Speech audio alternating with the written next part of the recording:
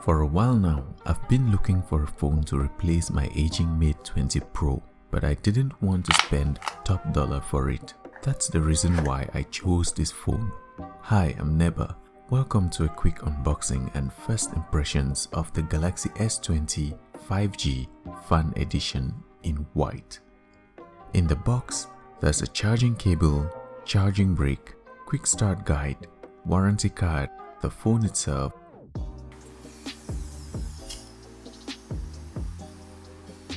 and a SIM card ejection tool.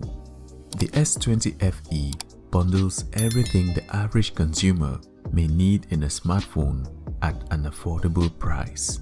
It comes with a large 120Hz AMOLED display at 1080p. There's a fast built-in fingerprint scanner and very little obstruction from its tiny front-facing camera, above which is located a speaker. The glass display and plastic back are held in place by an aluminum side rail. Along its frame are the power button and volume buttons on the right and a SIM tray at the top. The bottom edge contains a USB-C port and a speaker, which works together with the speaker at the top to produce stereo sound. The S20 FE's back is made of a material which Samsung calls Glastic. Glastic is a mixture of glass and plastic.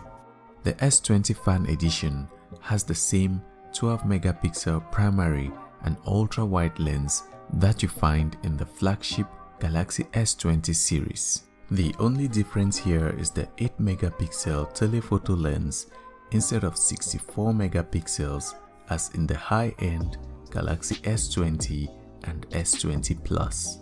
So generally, you can expect a very similar picture and video quality. In the battery department, what you get is a 4500 mAh cell capable of 25-watt quick charge with the included charger. The phone also supports 15-watt wireless and reverse wireless charging at 4.5 watts.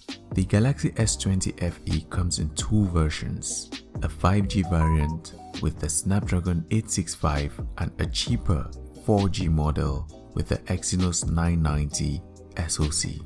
It has 8GB of RAM and 128GB of fast UFS 3.1 storage. Out of the box, you're greeted by Samsung's One UI 2.5 over Android 10. With this phone, Samsung offers 3 years of security updates and Android version upgrades.